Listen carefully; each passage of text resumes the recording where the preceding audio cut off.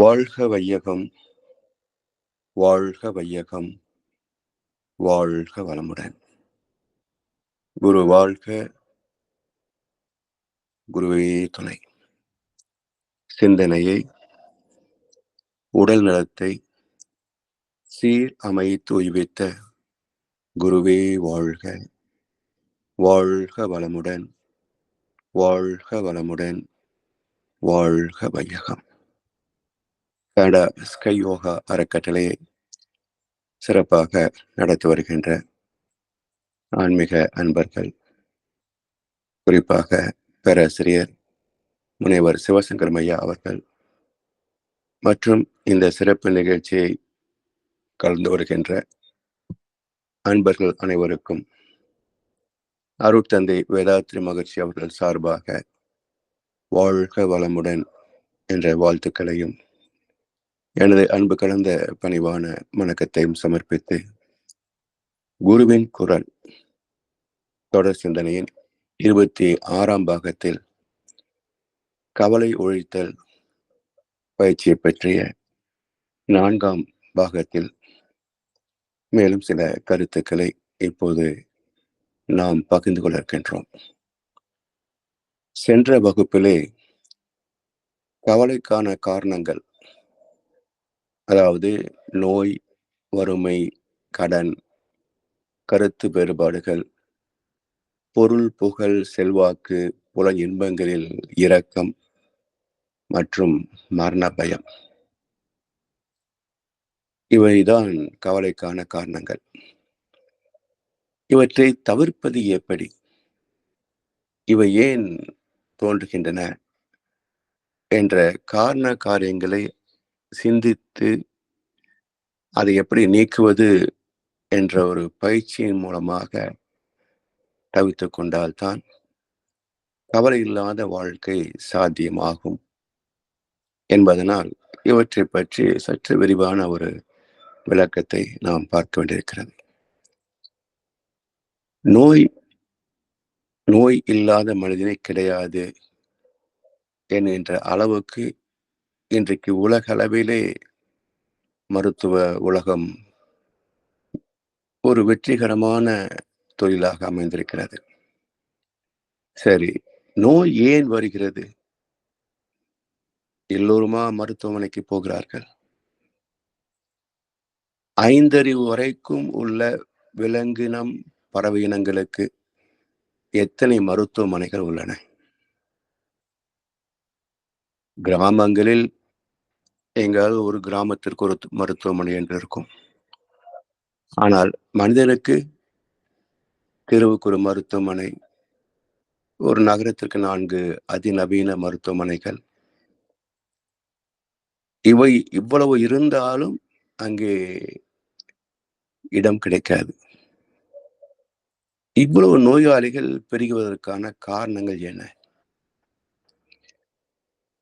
அதாவது வியாதிகளை விற்பனை செய்பவர்கள் சிலர், வியாதிகளை தீர்க்கவென்று மருத்துவம் பார்ப்பவர்கள் சிலர்.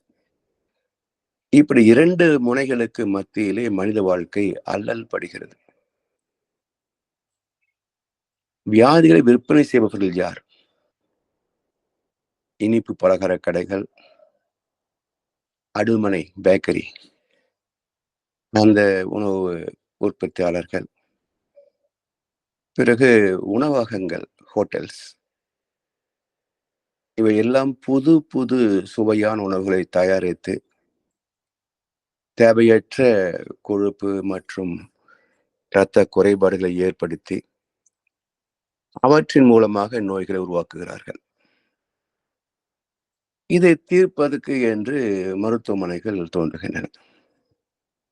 இன்றைக்கு லாபகரமான தொழில்கள் என்றால் ஒன்று உணவு விடுதிகள் நடத்துவது, இன்னொன்று மருத்துவமனைகளை நடத்துவது. இந்த 2ம் தான் கோடிக்கணக்கான பணத்தை அள்ளிக் கொண்டிருக்கின்றன. அடிப்படையிலே உணவு, உழைப்பு, உறக்கம், தாம்பத்தியம், எண்ணம், இவைதான் வாழ்க்கையின் செயல்பாடுகள். இவற்றிலே அளவு மீறினாலும், முறை மாறினாலும் உடலும், மனமும் பாதிக்கப்படும்.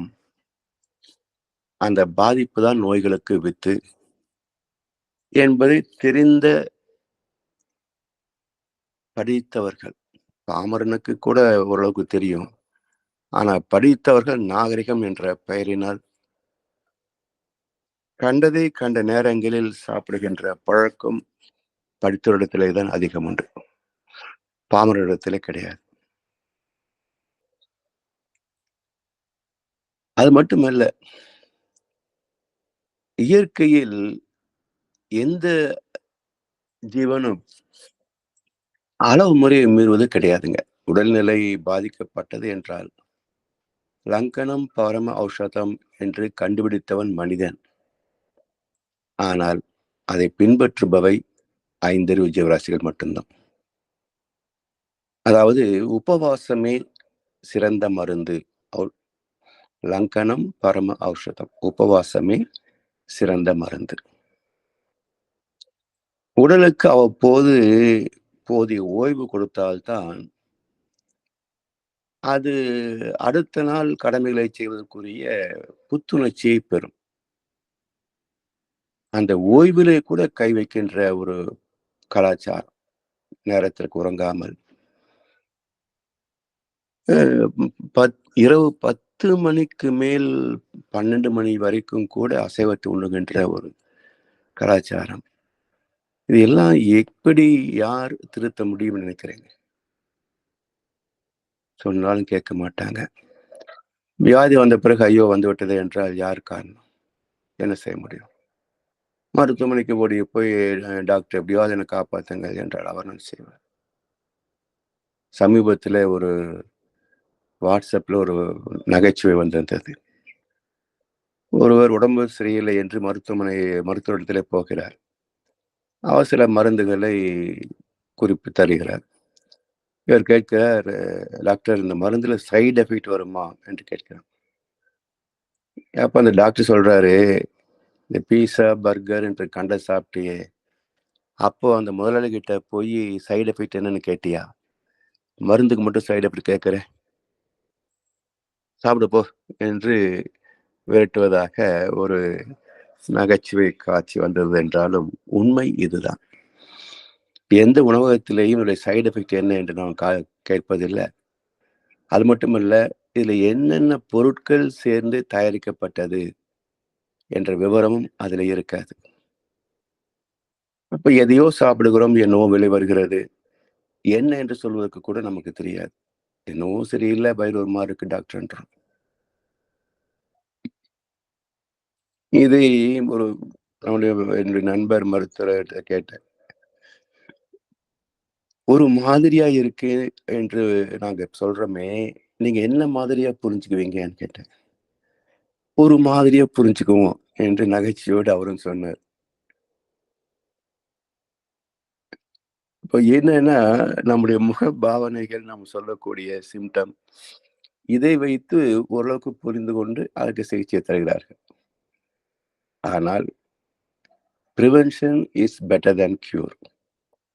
நோயற்ற வாழ்வே குறைவற்ற செல்வம். அதற்கான விதி என்ன என்றால் 5ல் அளவுமுறை. உணவு, உழைப்பு, உறக்கம், தாம்பத்தியம், எண்ணம். இதுதான் வாழ்க்கை. இந்த செயல்பாடுகளிலே அளவுமுறை மீறாத வரைக்கும் நம்ம எந்த நோயும் தாக்காது. இதனுடைய தொடர்ச்சி தான் கர்மய பதிவு. அதுதான் அடுத்த சந்ததிகளுடைய நோய்களுக்கான காரணம். சரி. அடுத்த காரணம் வறுமை. வறுமை என்பது என்ன? பற்றாக்குறை என்று சொல்லுவாங்க. பற்றாக்குறை எங்க இருக்கு? இயற்கை வளங்கள் என்றுதான் சொல்கிறோமே தவிர, இயற்கை பற்றாக்குறை என்ற வார்த்தையே கிடையாது. வளம் என்ற சொல்லுக்கு மோர் தென் எனஃப், தேவைக்கு மேல் மிகுதி என்று அர்த்தம். வளமான வாழ்க்கை என்றால் அனைத்து தேவைகளுக்கும் தட்டுப்பாடு இல்லை, மிகுதியாக உள்ளது என்றுதான் அர்த்தம். அப்ப இயற்கை வளம் என்ற சொல் தான் இருக்கிறதே தவிர, இயற்கை குறைபாடு, பற்றாக்குறை என்ற சொல் இல்லாத போது வறுமை எங்கிருந்து வர முடியும்? சரி, வேறு எந்த ஜீவனுக்காவது வறுமை இருக்கிறதா? 5 அறிவு வரைக்கும் எந்த ஜீவனுக்காவது வறுமை உண்டா? அந்தந்த ஜீவன்கள் பைபிள் அழகான வசனம் உண்டு. ஆகாயத்து பட்சிகளை பாருங்கள். அவை விதைக்கிறதும் இல்லை, அறுக்கிறதும் இல்லை, களஞ்சியங்களில் சேர்த்து வைக்கிறதும் இல்லை. அவைகளுக்கும் உங்கள் பிதா பிழைப்பூட்டுகிறார். அது பாட்டுக்கு ஒரு திசையில போகுது. மாலை வருகின்ற போது அவருடைய தேவை முடிந்து நிம்மதியாக வந்து கூட்டிலே அடங்குகிறது. அப்ப எந்த விலங்காவது பசியிலே மடிந்து போகிறதா என்று பார்க்கின்ற போது, வறுமை என்பதே எந்த ஜீவனிலும் இல்லை, மனிதனை தவிர. இப்ப மனிதனுக்கு மட்டுமே வறுமை என்றால் காரணம் என்ன? இலர் பலராகிய காரணம் நூற்பார் சிலர் பலர் நோலாதவர் என்றார் வள்ளுவர் பெருந்தகை. இலர் பலராகிய காரணம். வறுமை, வறுமை கோட்டுக்கு கீழ் என்றெல்லாம் தரம் பிரிக்கிறார்களே அரசியல்வாதிகள், பொருளாதார நிபுணர்கள். காரணம் என்ன? இலர் பலராகிய காரணம் நூற்பார் சிலர் பலர் நோலாதவர். நோற்பு என்றாலே இந்த 5ல் அளமுறை தான். நமக்கு என்ன தேவை என்பதை சரியாக அளந்து அதை முறையாக சிக்கனமாக பயன்படுத்திக் கொள்ளக்கூடிய அறிவு திறத்தை பயன் கொண்டு விட்டால் மனித குலத்திற்கு வறுமையே கிடையாது. அதாவது ஒரு மனிதன் சேர்க்கின்ற செல்வம் அடுத்த மனிதனின் தேவைகள். ஒரு மனிதன் சேர்க்கின்ற செல்வம் அடுத்த மனிதர்களின் தேவைகள். இப்போ ஒன்றுமில்லை, சமீபத்தில் இங்கே கள்ளச்சாராயம் என்று எல்லா ஊடகங்களும் வரிந்து கட்டிக்கொண்டு கூவுகின்றன. ஆனால் இதுவரைக்கும் எந்த ஒரு செயல்பாடும் அரசாங்கம் எடுத்ததாக தெரியவில்லை. அப்ப அவனிடத்துல ஏன் இதை காய்ச்சுகிறாய் என்று கேட்டால், காவல்துறைக்கும் அரசியல்வாதிகளுக்கும் மாதம் மாதம் கப்பம் கட்டி கட்டி ஓயல. இவங்களை எப்படிடா சிக்க விடுறதுன்னு பார்த்தேன். வேணும்னு மெத்தினால சேர்த்து விட்டா இத்தனை பேர் ஆயிடுச்சு. இப்போ இந்தியா பூரா பத்திக்கிட்டு எரியுதுன்றான். அப்போ அவரவருடைய தொழிலுக்கு தகுந்த ஒரு லாபம் இருந்தால்தான், ஒரு வருவாய் இருந்தால்தானே ஒரு வளமான வாழ்க்கை வாழ முடியும். அடுத்தர் உழைத்தை பறிக்கின்ற ஒரு செங்கோன்மை, கொடுங்கோன்மை, செங்கோன்மை அல்ல, கொடுங்கோன்மை. அதே போல கொடுமையான வாழ்க்கை முறை இருந்தால் பசித்தவன் என்ன செய்வான்? பாவம் பார்ப்பானா? பசி வந்துட 10ம் பறந்து போ. எனவே இதெல்லாம் புரிந்து கொண்டு ஒத்து உதவுவதுதான் வாழ்க்கையை தவிர, கொள்ளையடிச்சு சேர்த்து வச்சு என்ன பண்ண போறாங்க? எடுத்துட்டா போறான். எனவே இயற்கையில் மனிதனை தவிர எந்த ஜீவனுக்கும் வறுமை இல்லை. காரணம், எந்த ஜீவனும் சொத்து சேர்ப்பதில்லை. எறும்புகள் கூட சேமித்து வைக்கும், தேனீக்கள் சேமித்து வைக்கும். யாருக்காக? அந்த மழை பருவத்தில் உணவு தேடி வெளியே போக முடியாது. தன் தேவைக்காக அது சேமிப்பை செய்கிறது. அந்த குணம் மனிதருக்கு இருக்கிறதா பாருங்களேன். எத்தனை பேர் இயற்கை வளங்களை சேமித்து வைக்கிறாங்க, சொத்து சேர்க்கிறாங்க, ஆனா உணவை சேமித்து வைக்கிறார்களா? அரசாங்கத்திலே ஃபுட் கார்ப்பரேஷன் ஆஃப் இந்தியா என்று இருக்கும். அந்த கிடங்குகளில் நெல் மணிகளை திறந்த வெளியில் சேமித்து வைக்க திடீரென்று பெய்த மழையால் அத்தனையும் பாழாயின. கோடிக்கணக்காக கொள்ளடிக்கிறார்களே. உழவன் கஷ்டப்பட்டு உற்பத்தி செய்த அந்த நெல்மணிகளை பாதுகாப்பதற்கு ஒரு குடோன் கூட கட்ட முடியலையா? ஒவ்வொரு அமைச்சர் 400 கோடி 500 கோடியில பங்களா கட்டி கொள்கிறார்கள். விளைந்த பொருளுக்கு ஒரு இருப்பு கிடங்கு கட்டுவதற்கு இவங்களிடத்துல மனம் இல்லை. அது மட்டுமல்ல, பதுக்கி வைத்து பணம் சம்பாதிப்பது. தேவையுள்ள பொருட்களை பதுக்கி வைத்து கள்ள மார்க்கெட்லயே அதிக விலைக்கு வித்து பணம் சேர்ப்பது. மக்கள் எங்கே தான் போய் பணத்தை ஈட்டுவார்கள் அப்படின்னு எல்லோருக்கும் சம்பாதிக்கிற வாய்ப்பு கிடைக்கிறதா? ம். சாமி சொல்லுவாங்க, உழைப்பவர்கள் அடுத்தவருடைய வயிற்று பசி துன்பத்தை மனதிலே கொண்டு ஏற்படுத்தியதுதான் பண்டிகைகள், பண்டம், ஈகை, பண்டிகை என்று சொல்வார். இப்படித்தான் விழாக்கள் தோன்றின. அப்ப விளைந்த பயிர்களை பகிர்ந்து கொள்ளக்கூடிய ஒரு பண்பாடு போய் அதை வியாபாரத்தனம் பண்ணிய போதுதான் வறுமையே தோன்றியது. சாமி சொல்லுவாங்க, பண்டங்கள் தந்து பண்டங்கள் பெரும் செயலை பயிலுவோன் செய்தவரையில் பணம் செல்லும் என்று ஏது. பண்டங்கள் பரிமாற்றம் சுலபமாக்க பணம் கண்டோம், அதன் பயன் வாழ்வில் பல இன்னல்களை தருகிறது. பணம் தான் எல்லா சிக்கல்களுக்கும் காரணம்.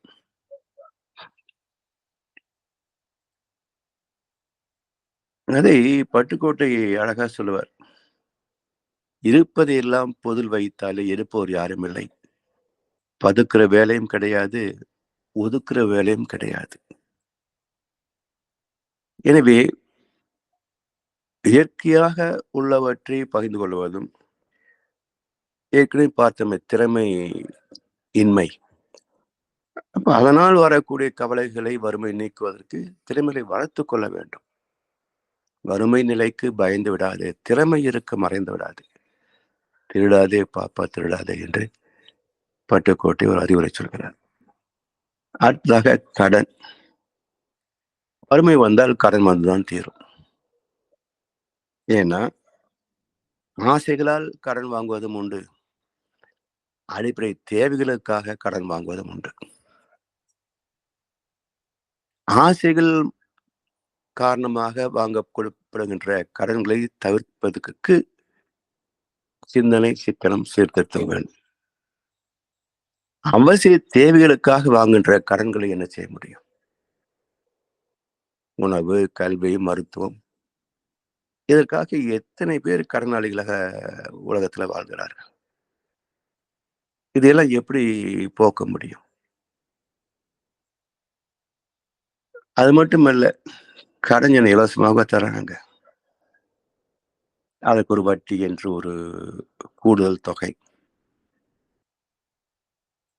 தேவைக்கு போதவில்லை என்பதனால் தான் கடன் வாங்குகிறான்.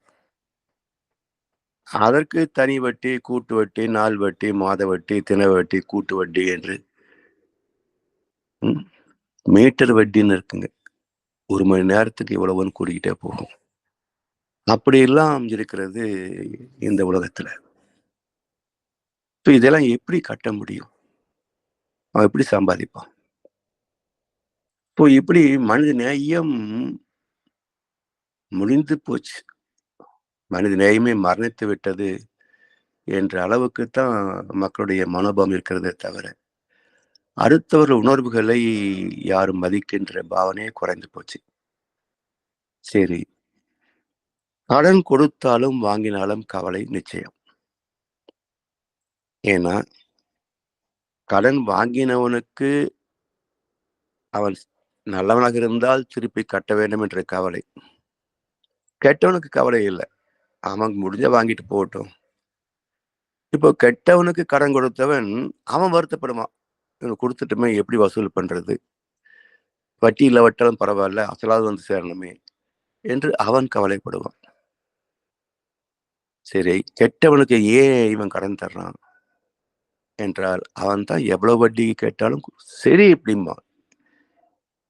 ஏன்னா அவன் தான் கட்ட போறது இல்லையே, எத்தனை வட்டி இருந்தா எனக்கு என்ன, தைரியமா வாங்குவான். அப்போ வட்டிக்கு ஆசைப்படுகின்றவன் அவனுடைய அசல் முதல்ல கடனாக இருக்கும், அப்புறம் நன்கொடைய மாறி போயிடும். இப்போ இப்படி எத்தனை வகையிலே இந்த கடன் கணக்கு சமுதாயத்துல கவலைகளை நிரந்தரமாக்கிக் கொண்டிருக்கிறது என்பதை அறிவைக் கொண்டு சிந்தித்தால் தானே வெளியே வர முடியும். தீர்வு என்ன என்றால், கடன் வாங்கும் அளவுக்கு மனதிலே ஆசைகள் இருக்கக்கூடாது. கடன் கொடுக்கிற அளவுக்கு கையிலே பணம் வைத்துக் கொள்ளக்கூடாது. பரஸ்பர நிதி, தங்கம், வீடு கட்டி வாடகைக்கு விடுதல், அதிக வட்டிக்கு பணம் கொடுத்தல், அல்லது அதிக வட்டிக்கு ஆசைப்பட்டு முதலீடு செய்தல், இன்வெஸ்ட்மெண்ட். இது வருஷத்துக்கு 2, 3 நிகழ்ச்சிகளாவது செய்தித்தாள்ல பார்க்கிறேன். நிதி நிறுவனங்கள் கோடிக்கணக்கான பணத்தை ஏமாற்றிவிட்டது என்ற செய்திகளை ஆண்டுதோறும் பார்க்கிறேன். அப்போ இவ்வளவு அனுபவப்பட்ட பிறகும் யார் இவனிடத்திலே பணம் முதலீடு செய்கிறார்கள் என்று பார்த்தால், அவன் சொல்கிறான், எப்படி 3 மாசத்துல காணாம போயிடுவான், அதுக்குள்ள நமக்கு வந்துருது இல்ல என்று ஒரு திறமையை பேசுகிறானே தவிர, உனக்கு வந்த பணம் அடுத்தவன் சொத்து என்பது ஏன் நினைத்து பார்க்கவில்லை? அவன் என்ன, அவன் தாத்தா வீட்டு சொத்தை கொண்டு வந்து உனக்கு கொடுப்பான்? ஸோ இது போல இந்த மல்டி லெவல் மார்க்கெட்டிங், இப்படி எத்தனையோ வகையில மக்களை ஏமாற்றி பொருள் சேர்க்கின்ற ஒரு இது. அப்போ கையில் காசு உள்ளவன் சிக்கல மாட்டுவான். அதனால்தான் தன்னுடைய தேவைக்கு போக சிக்கனமாக வாழ்பவனிடத்துல பணம் இருக்கும். அதையும் காட்டிக்கொண்டான் என்றால் உறவு நட்பு அதை சுரண்டிவிடும். அப்ப வெளியே காட்டிக்கொள்ளாம இருக்கணும். அதுக்காக ஈகை செய்ய வேண்டாம் என்று நான் சொல்லல. யார் திருப்பி கொடுப்பார்கள், கொடுக்க மாட்டார்கள் என்று பார்த்து கடன் கொடுக்கலாம். மனித நேயம் பார்க்கிறோம், அவன் திருப்பி கொடுக்க மாட்டான் என்றும் தெரிகிறது. இப்போ கொடுப்பதா வேண்டாமா என்றால், அந்த பணம் திரும்ப வராவிட்டாலும் என்னால் சமாளிக்க முடியும் என்றால் அதை நன்கொடையாகவே நினைத்து கொடுத்துவிடும். வந்தா லாபம், வரலன்னா பரவாயில்ல. இல்லை, எனக்கு நிச்சயமா தேவை, என்னுடைய அடுத்த மாத செலவுக்கு, அடுத்த வருஷ செலவுக்கு வச்சிருக்கிறேன் என்றால் மனிதநேயத்தெல்லாம் பார்க்க வேண்டாம், நிச்சயமாக மறுத்துவிடலாம். ஏன்னா கொடுத்த திருப்தி தர மாட்டான். அப்ப நாம் இன்னொருத்திட்ட கடனுக்கு கையேந்த வேண்டியிருக்கும். இந்த புண்ணியம் நமக்கு தேவையில்லை. இப்படி எதை எப்படி கையாள்வது, தர்மத்திற்கும் அதர்மத்திற்கும் சரியான விளக்கம் தெரிந்தால்தான் இப்படிப்பட்ட சிக்கலான சூழ்நிலைகளிலே எப்படி அதை நாம் கையாள்வது என்ற அறிவு நுட்பம் நமக்கு கிடைக்கும். வருமானத்தில் சேமிப்பை வங்கியில் வைப்பதோடு நிறுத்திக் கொள்ள வேண்டும்.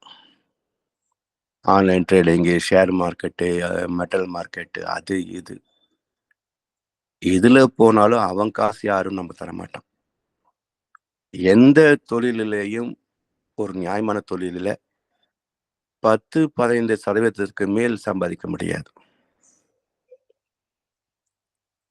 அப்போ எப்படி நமக்கு 25% வட்டி கொடுப்பாங்க? அதெல்லாம் யோசிச்சு பார்த்தாதான் நிம்மதியான வாழ்க்கைக்கு வழி கிடைக்கும். அடுத்ததாக கருத்து வேறுபாடுகள் மிக மிக முக்கியமான காரணம். இன்றைக்கு கோவை போன்ற பெருநகரங்கள், இங்கே பிச்சைக்காரன் கூட ஒரு நாளைக்கு 1000 ரூபாய் சம்பாதிச்சு விடுவான்.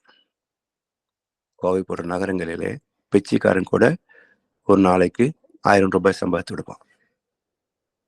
அப்ப பொருள் இங்க ஒரு பிரச்சனை கிடையாது. பிறகு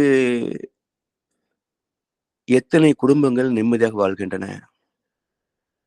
என்று நம்மை நாமே கேள்வி எழுப்பி பார்க்கின்ற போதும் எத்தனையோ முரண்பாடுகள், மனப்பிணக்குகள் எல்லாம் தோன்றுவதற்கு காரணம் என்ன?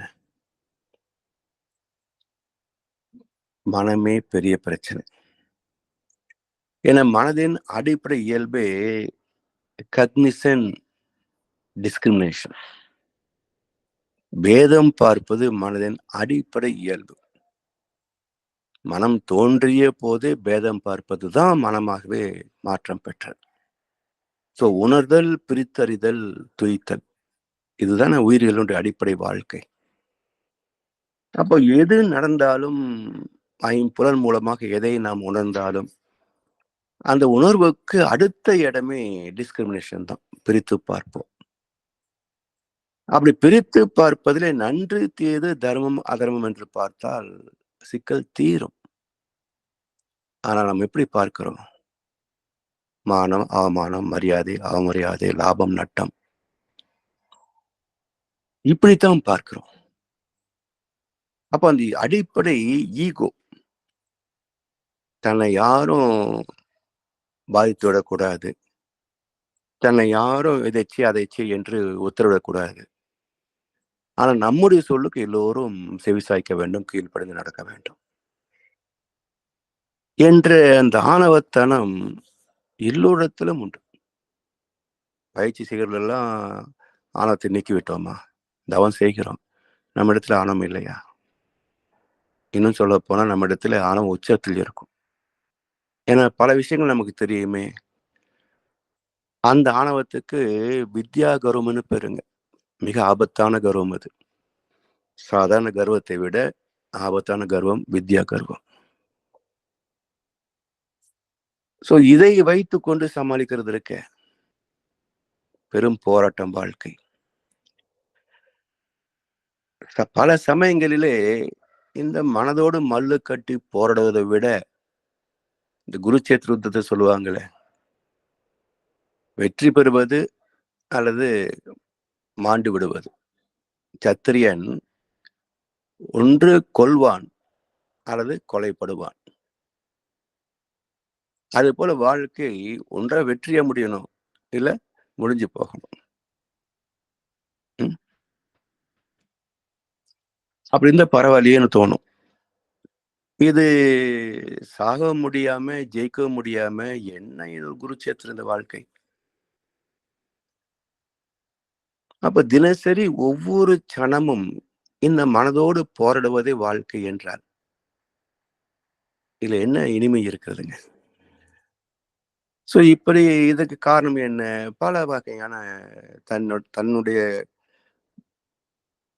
அகத்தாய் பயிற்சிகளிலே இயலாமை எல்லாமே நமக்கு போராட்டமா இருக்கும். அப்புறம் குடும்பத்திலே ஒருத்தருடைய பேச்சு, செயல், அது நமக்கு ஒத்துக்கொள்ள முடியாத போது, எதிர்த்து பேச முடியாத போது ஏற்படக்கூடிய வருத்தங்கள், கருத்து வேறுபாடுகள். பிறகு அக்கம் பக்கம் உலகம் வரைக்கும் போகிறோமே, நம்ம சும்மாவா இருக்கிறோம்? யூடியூப், வாட்ஸ்அப், ஃபேஸ்புக் எல்லாத்துலையும் பார்த்து யாரோ கலாச்சாரம் சாப்பிட்டு யாரோ குடிச்சு போனா நமக்கு என்ன? உடனே தண்டிக்கப்பட வேண்டும் என்று நம்ம ஆசைப்படுகிறோம். அது நடக்குமா? சோ நம் மீதே நமக்கு ஆளுமை இல்லாத போது உலகத்தின் மீது எப்படி ஆளுமையை செலுத்த முடியும்? சோ இப்படி மனம் எதை உணர்ந்தாலும் அதிலே தனக்கு பிடித்ததை நடக்க வேண்டும் என்ற ஒரு எதிர்பார்ப்பு இருப்பதனால, ஆணவம் இருப்பதனால, கருத்து வேறுபாடுகள் தவிர்க்க முடியாது என்றாலும் அவற்றை முரண்பாடுகளாக மாற்றிக்கொள்ளக்கூடாது. சண்டை போடும் அளவுக்கு, பிரிந்து போகும் அளவுக்கு அவற்றை முரண்பாடுகளாக மாறிவிடக்கூடாது. அடுத்தது பொருள், புகழ், செல்வாக்கு வளர வளர மகிழ்ச்சி கூடிக்கொண்டே போகும். கிரேட்டர் தி பேங்க் பேலன்ஸ், கிரேட்டர் தி ஹாப்பினஸ். அதே போல தினசரி உணவு விடுதிகளிலே போய் சாப்பிடுகிறோம், வகை வகையான உணவு சாப்பிடுகிறோம், ஆனந்தமாக இருக்கிறது. ஆனால் உடல் நலம் கெடுகின்ற போது, நோய் வருகின்ற போது, இப்போ எது நிரந்தரம்? அதாவது ஒரு இனிப்பு ரசித்து சாப்பிடுவதற்கு ஒரு 10 நிமிஷம் ஆகுமா? அவ்வளவுதான். ஆனா அந்த வியாதி வந்து விட்டால் அது என்ன 10 நிமிஷம் தாக்குமா? இல்ல 20 நிமிஷம் மட்டுமே தாக்குமா? வாழ்வின் ஒவ்வொரு நொடியிலேயும் அவருடைய தாக்கம் இருந்து கொண்டே இருக்கும். அதனாலதான் இடும்பைக்கு இடும்பை படுப்பர், இடும்பைக்கு இடும்பை படாதவர் என்றார் வள்ளுவ பெருந்தகை. இடும்பைக்கு இடும்பை படுப்பர், இடும்பைக்கு இடும்பை படாதவர் என்று ஒரே வார்த்தையை திருப்பி திருப்பி பயன்படுத்துறார். இதுக்கு நம்முடைய தமிழ் அறிஞர்கள் என்ன விளக்கம் எழுதியிருக்கிறார்கள் திருக்குறளிலே என்று பல திருக்குறள் விளக்க உரைகளை பார்க்கின்ற போது, துன்பம் வருகின்ற போது ஒருவன் துன்பப்படவில்லை என்றால் துன்பம் துன்பப்படும். இது நல்லா இருக்கு, எதிர்மனையாத்தான் இருக்குது. ஆனா துன்பத்திற்கு தனித்த வடிவம் உண்டா? நான் கவலைப்படவில்லை என்றால் அது எனக்கு எதிரே உட்கார்ந்து கொண்டு கவலைப்படுவதற்கு துன்பத்திற்கு தனித்த வடிவம் உண்டா? செப்பரேட் என்டைட்டி உண்டா? அப்ப எப்படி வள்ளுவர் இதே சொல்லுவார்? அப்ப என்ன பொருள் என்றால், இப்போ இனிப்பை சாப்பிட வேண்டும் என்ற ஆசை வருகின்ற போது இதை சாப்பிட்டால் வரக்கூடிய வியாதி என்ன, அதனுடைய தாக்கம் என்ன, அதனால் ஏற்படக்கூடிய உடல் உபாதைகள் என்ன, மருத்துவ செலவு என்ன என்று இவ்வளவு கணக்கு பார்த்து இவ்வளவு துன்பத்தை தரக்கூடிய இந்த சிறு சுகத்தை நான் ஏற்க வேண்டுமா என்று கேள்வி வருகின்ற போது மனம் ஒத்துக்கொள்ளாது. அதெல்லாம் வந்தா பார்த்துக்கலாம், எல்லாருக்குமே ஒரு எல்லாரும் சாப்பிடுறாங்க, அவருக்கும் வராது, அதில் வராது, ஒன்றும் வராது, நீ சும்மா தைரியமா சாப்பிடு என்று மனம் சிபாரிசு செய்யும். வேண்டாம் என்று அறிவு கட்டளையிட்டால் மனம் வருத்தப்படும்.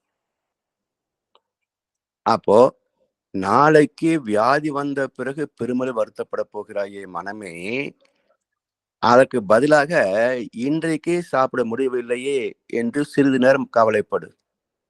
அப்போ அந்த கவலையை நீ தவிர்த்து விடலாம். இடும்பைக்கு இடும்பை படுப்பர், இடும்பைக்கு இடும்பை படாதவர். மனம் இப்ப சாப்பிட முடியலையே என்று வருத்தப்படுகிறது. இந்த துன்பத்தை நீ சகித்து கொண்டால் இதனால் வரக்கூடிய பெரிய துன்பத்திலிருந்து நீ விடுபட்டு விடுவாய். இதுதான் அந்த குறளுக்கு உண்மையான பொருள். எனவே அனுபவத்தில் மகிழ்ச்சி, அனுபவத்தில் வருத்தம். புலன் சூழல் எல்லாமே அனுபவத்தில் மகிழ்ச்சி, சுகம், அனுபவத்தில் வருத்தம். அனுபோகம் என்பது என்ஜாய்மெண்ட். சாப்பிடுற போது ரொம்ப சூப்பரா இருக்குது, இனிப்பு, காரம், புளிப்பு ரொம்ப சூப்பரா இருக்கும். ஆனா அனுபவம் சாப்பிட்டு சாப்பிட்டு அனுபவப்பட்டிருக்கிறோம் இல்லையா, அந்த பதிவுகள் எல்லாம் கூடி கூடி பெருகி ஒரு முதிர்வு அடைகின்ற போது சர்க்கரை நோய் அல்லது இருதய நோய் என்று நிற்கிறது அல்லவா? இப்ப என்ன மிச்சம்? வருத்தம் தான் மிச்சம். எனவே அனுபவத்தில் மகிழ்ச்சி, அனுபவத்தில் வருத்தம், இதுதான் வாழ்க்கை. இதை எப்படி தவிர்த்துக் கொள்வது என்பதற்குத்தான் நமக்கு வாழ்க்கை பற்றிய தெரிவு வேண்டும். பொருள், புகழ், செல்வாக்கு, புலன் இன்பங்களுக்கான வாய்ப்புகள் அதிகமாக அதிகமாக வாழ்க்கை சொர்க்குலோகமாக இருக்கும். நாம் பிறந்ததே இந்த உலகத்தில் அனுபவிப்பதற்காகத்தான். உலகம் பிறந்தது எனக்காக என்றெல்லாம் குதூகலிக்க தோணும். ஆனா இது போன்ற வசதிகள் வருகின்ற போதுதான் மனதுக்கு லகான் பலமானது இருக்க வேண்டும். ஏன்னா இல்லாத போது வறுமையின் காரணமாக அதை தூக்க முடியாது. இப்போ எல்லோருக்கும் வகை வகையாக சாப்பிட வேண்டும் என்று ஆசை உண்டு, பலவீனம் உண்டு. காசு இல்லாதவன் என்ன பண்ண முடியும்? ஆசை கொள்வதில் அர்த்தம் என்னடா, காசு இல்லாதவன் குடும்பத்திலே ஒண்ணும் பண்ண முடியாது. அப்ப அங்க மனதுக்கு வைராக்கியம் தேவையில்லை. ஆனா வாங்கக்கூடிய வசதிகள் வருகின்ற போது, மனம் ஆசைப்படுகின்ற போது, இந்த மனதை வெல்லுகின்ற வைராக்கியம் இல்லை என்றால், இப்ப யாருக்கு நோய்வாய் அதிகமா வருது பாருங்க, யாருக்கு பிரச்சனைகள் அதிகம்? சாமிஜி ரொம்ப தெளிவா சொன்னார். அனுபோகப் பொருட்கள் பெருக பெருக உடல் நலம் கெடும். சொத்துக்கள் எண்ணிக்கை பெருக பெருக மன நலம் கெடும். உறவுகள் எண்ணிக்கை பெருக பெருக சுதந்திரம் கெடும். கேட்டதுக்கு அப்புறம் என்ன நிம்மதி? எங்கே நிம்மதி, எங்கே நிம்மதி தேட வேண்டியதுதான். எனவே அளவுக்கு அதிகமாக ஈட்டுகின்ற போது அவஸ்தைகள் அதிகம். மனதின் பலவீனம் நம்மை வென்றுவிடும். அறிவை புலன்கள் வெல்லுவது இயல்பு. எனவே ஒரு வகையில் வறுமை அதை பரிந்துரைக்க முடியாது. அளவுக்கு அதிகமான வசதிகளையும் பரிந்துரை செய்ய முடியாது. இரண்டுக்கும் இடைப்பட்ட வாழ்க்கையே middle path is a safety way. அதான் தம்மபதம் சொல்கிறது. மிடில் பாத், நடுப்பாதை. ஸோ மிடில் கிளாஸ் பீப்புள், இது நிம்மதியான வாழ்க்கை. கொஞ்சம் சிந்தனை சிக்கனம் சீர்திருத்தம் இருந்து விட்டால் நடுத்தர குடும்பமே சுகமான வாழ்க்கை. இதை பல பேர் புரிஞ்சுக்கிறது இல்லைங்க. சொத்து சேர்க்கணும், பெரிய பணக்காரன் ஆகணும், பெரிய பங்களா கட்டணும், 4 கார் வச்சுக்கணும். இதை நோக்கியே மக்கள் ஓடுகிறார்களே தவிர வாழ்க்கை என்பது உயிரோட்டமானது, ஜீவன் கலந்தது. எந்த சொத்துக்கும் ஜீவன் இல்லைங்க. எந்த சொத்துக்கும் ஜீவன் இல்லை. நாம அதுக்கு ஒரு மதிப்பு தரவில்லை என்றால் அது ஒரு ஜடம், பூமிக்குள்ள கிடக்கும், பூமி மேல கிடக்கும், அவ்வளவுதான். அப்ப உறவு நட்பு இனிமைதான் வாழ்க்கை. ஆனா இப்ப உறவையும் நட்பையும் பாதுகாக்க முடியறது இல்லை. ஏன்? எல்லாம் எதிர்பார்ப்போடே வந்து முயக்கின்ற போது கொடுத்தால்தான் உறவும் நட்பும். கொடுக்கவில்லை என்றால் பானையிலே சோறு இருந்தா பூனைகளும் சொந்தமடா, சோதனையே பங்கு வச்சா சொந்தம் இல்லை பந்தம் இல்லை. இதுதான் இருக்குது. அப்போ நட்டப்படுவதற்கே நம்மை தயார்படுத்திக் கொள்ள வேண்டும். நட்டப்படுவதற்கே நம்மை தயார்படுத்திக் கொள்ள வேண்டும். அதுலயும் அளவு முறை இருக்கணும். அப்படியே நீங்க கொடுத்தாலும் எத்தனை நாளைக்கு விட்டுருவான்னு நினைக்கிறீங்க? கொடுக்கிற வரைக்கும் அள்ளிக்கிட்டே இருப்பாங்க. யாராக இருந்தாலும் சரி, நீங்க உதவி செய்வது என்று ஒருவன் கிடைத்து விட்டால் அவனை உரித்தெடுப்பதற்கு உறவும் நட்பும் சமுதாயம் தயாராக இருக்கும். விடுங்கிறவனை பார்த்து தான் பயப்படுமே தவிர கொடுப்பவனை ஏமாளியாகத்தான் இந்த சமுதாயம் பயன்படுத்திக் கொள்ளும். அப்ப இதெல்லாம் தள்ளி நிறுத்த வேண்டும் என்றால் மனசுக்கு நிறைய பக்குவம் வேணுங்க. இதை பைபிள்ல ஒரு அருமையான வசனம் உண்டுங்க. இந்த பொருள், புகழ், செல்வாக்கு, புலஞ்சின்பங்கள் இவற்றை பற்றி இயேசுபரன் சொல்றாரு, யார் இந்த கல்லின் மேல் விழுகிறானோ அவன் நொறுங்கி போவான். இந்த கல் யார் மீது விழுமோ அவனை நசுக்கி போடும் என்று பைபிள் வசனம் ஒன்று உண்டு. யார் இந்த கல் மீது விழுகிறானோ அவன் நொறுங்கி போவான். இந்த கல் யார் மீது விழுமோ அவனை நசுக்கி போடும். நாம சொல்றோமே, முள்ளு மேல சேலை பட்டாலும் சேலை மீது முள்ளு பட்டாலும் நட்டம் சேலைக்குத்தான். அது போல இந்த பொருள், புகழ், செல்வாக்கு, புலனின்பங்கள் குறைந்தாலும் கஷ்டம், மிகுதியானாலும் கஷ்டம். அது அளவாக முறையாக பயன்படுத்திக் கொள்வதற்கு மனப்பக்குவம் இல்லை என்றால் வாழ்க்கை சுகமில்லை. அடுத்ததாக மரண பயம். இன்றைக்கு பயத்தை உருவாக்கித்தான் அரசியல்வாதிகளும், தொழில்துறைவாதிகளும், மதவாதிகளும் நம்மை ஏய்த்துக் கொண்டிருக்கிறார்கள். நான் உனக்கு பாதுகாப்பு கொடுக்கவில்லை என்றால் அயல் நாடுகள் உன்னை அடிமையாக்கிவிடும் என்று அரசியல்வாதிகள் கண்டபடி வரி விதித்து நம்மை துன்புறுத்துகிறார்கள். இந்த சடங்கை செய்யவில்லை, அந்த சடங்கை செய்யவில்லை என்றால் தெய்வ குத்தம் வந்துவிடும். அந்த சடங்குகளை நான் செய்து தருகிறேன், எனக்கு பணம் கொடு என்று மதவாதிகள் ஒரு பக்கம் கொள்ளடிக்கிறார்கள். தொழில்துறைவாதிகளோ இதை வாங்கிக்கோங்க, அதை வாங்கிக்கோங்க, இது வாங்கினா அது ஃப்ரீ, அது வாங்கினா இது ஃப்ரீ, அது கடன் நாங்களே கொடுக்குறோம், 0% இன்ட்ரெஸ்ட், என்னென்ன வித்தைகளை காட்டி தேவையற்ற பொருள்களை உற்பத்தி செய்து அவற்றை மக்களை வாங்க வைத்து அச்சய திதி, ஆடி தள்ளுபடி, இப்படி எத்தனை வித்தைகளை செய்யறாங்க. அப்ப இது எல்லாமே மனிதனுடைய வாழ்க்கையை பயமுறுத்தி பயமுறுத்தி பயமுறுத்தி இப்ப ஒண்ணுமே இல்லை, நீங்க மருத்துவமனைக்கு போங்களேன், எதுக்கும் அந்த டெஸ்ட் எடுத்து பார்த்துடலாங்க, எதுக்கு எதிர்த்து டெஸ்ட் எடுத்து பார்த்துடலாம், எல்லா டெஸ்ட் எடுத்த பிறகு ஒண்ணும் இல்லைங்க அப்படிம்பாங்க. அப்போ அந்த அந்த வியாதிக்கு இந்த சிம்டம் இருக்குன்னு தெரியாதா? அதை மட்டுமே வைத்துக்கொண்டு வைத்தியம் பார்க்க முடியாதா? சரி, அப்படியே சாவு வந்தா வரட்டுமே, என்ன கெட்டு போச்சு, யாருங்க நிரந்தரம்? We can only postpone the death. Nobody can avoid the death. அந்த போஸ்ட்பான்மெண்ட்டுக்கு இத்தனை லட்சங்கள் செலவு செய்யணுமா? ஏன் மரணத்தை வரவேற்க முடிவதில்லை? ஒரு நாள் நிச்சயம் சாவு உண்டு என்று தெரிந்த பிறகும் இந்த உயிரை காப்பாற்றிக் கொள்வதில் என்ன அவ்வளவு ஆர்வம்? வலி இருக்கக்கூடாதுங்க, வலி இருந்தா வருத்தம்.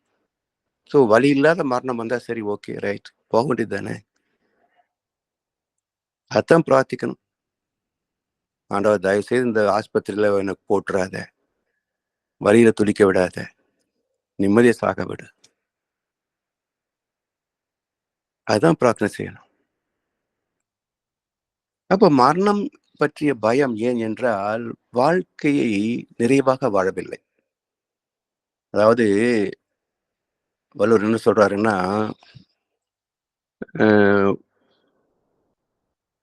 ஒரு குரட்பாவில இழத்தொரும் தோன்றும் காதலே போல் துன்பம் உழத்தொரும் தோன்றும் காதற்று என்று ஒரு குரல் இருப்பீங்க.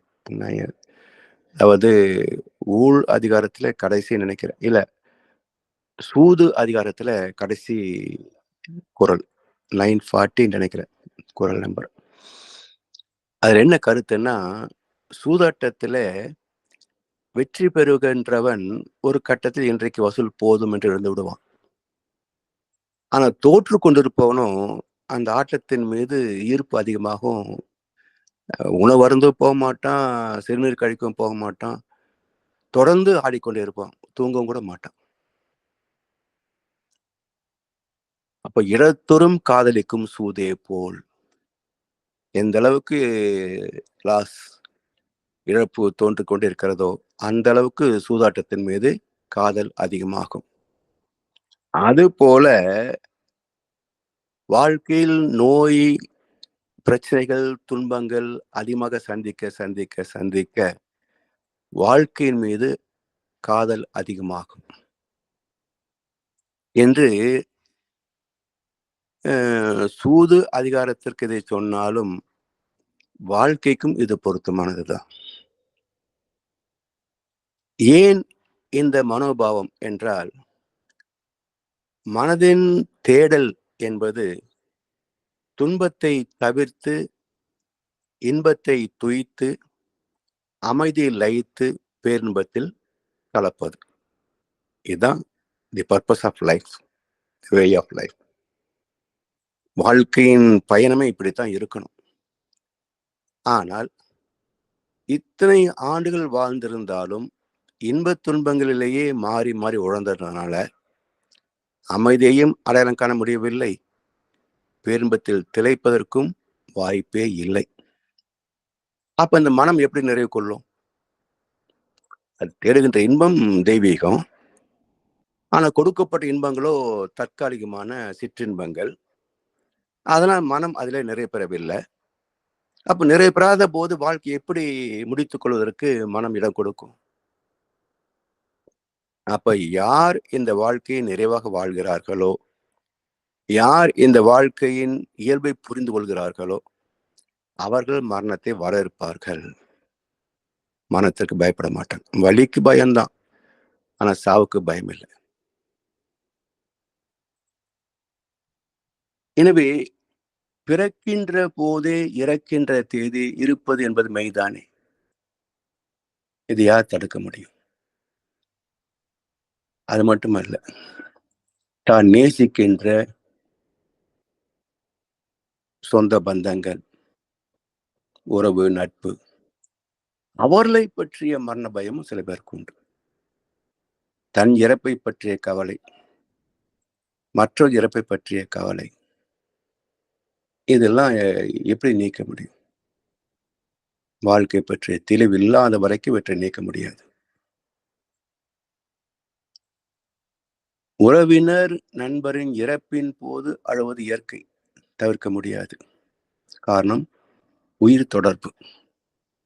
இதை கண்ணதாசன் ரொம்ப அழகா 2 பாடல சொல்றார். அதாவது முதலில் சகோதர சகோதரிகளாக பிறக்கிறோம். என்ன சொல்றாங்க? தானாட மறந்தாலும் சதை மட்டும் தனியாக தாழாமல் துடிக்கின்றதே தம்பி, தாழாமல் துடிக்கின்றதே. இது சகோதர. அடுத்து திருமண வாழ்க்கையில் குழந்தைகளை பெறுகின்ற போது நானாட வெள்ளையம்மா சதையாடுது, அது தந்தை என்றும் பிள்ளை என்றும் உறவாடுது என்பார். அப்போ சகோதரிகளோடு பிறக்கிறோம், குழந்தைகளை பெற்று வாழ்கிறோம். இந்த 2 உயிர் தொடர்பையும் தவிர்க்க முடியாது. ஆனா அதற்காக மரணத்தை தவிர்க்க முடியுமா? இல்லை. இவையெல்லாம் வாழ்வில் சந்திக்கின்ற கவலைக்கு காரணிகள். பொதுவாக மனிதர் சந்திக்கின்ற அத்தனை சிக்கல்களையும் சீர்தூக்கி பார்த்து மகிழ்ச்சி அவர்கள் அதை 4 கட்டங்களில் பிரித்தார்கள். அனுபவித்தே தீர்க்க வேண்டிய கவலை, தள்ளி போட வேண்டிய கவலை, அலட்சியப்படுத்த வேண்டிய கவலை, அடுத்ததாக உடனடியாக தீர்க்க வேண்டிய கவலைகள். இவற்றை பற்றி நாம் அடுத்த அமர்வை சிந்திப்போம் என்று சொல்லி வாய்ப்பளித்த அனைவருக்கு நன்றி பாராட்டி இன்றைய உரையை நிறைவு செய்கின்றோம். வாழ்க வளமுடன். வாழ்க வளமுடன். வாழ்க வளமுடன். மிக்க நன்றிகள். வாழ்க வளமுடன். வாழ்க வளமுடன். இன்றைய சிந்தனை உரை வாழ்விலே எங்களுடைய சொந்த அனுபவங்கள் நிறைய என்று எடுத்துக்காட்டீர்கள் ஐயா. நீங்கள் குறிப்பிட்ட ஒவ்வொரு விடயங்களும் நாம் வாழ்க்கையிலே அனுபவித்துக் கொண்டே இருக்கிறோம். எங்கேயோ எங்களுடைய அனுபவங்களை சுட்டி காட்டிக் கொண்டே இருக்கின்றது. மிகச்சிறப்பையா. இது நாங்கள் அறிந்து கொண்ட விடயங்கள், தெரிந்த விடயங்கள், எங்களுடைய நாங்களே எங்களை சுய சோதனை செய்கின்ற போது புரிகின்ற விடயங்கள், அதை சொல் வடிவிலே என்று தெளிவாக எங்களுக்கு அதை தத்துவமாக எடுத்து தந்திருக்கிறீர்கள். மிகச்சிறப்பாக இருக்கிறது ஐயா. இப்பொழுது நீங்கள் குறிப்பிட்ட ஒவ்வொரு விடயத்துக்கும் எனக்கே என்னுடைய வாழ்க்கையிலிருந்து பல உதாரணங்களை எடுத்து காட்டக்கூடியதாக இருக்கின்றது. அவ்வளவு தூரத்துக்கு உங்களுடைய வாழ்க்கையோட ரிலேட் பண்ணக்கூடியதாக இருந்தது ஐயா. மிக்க நன்றிகள்.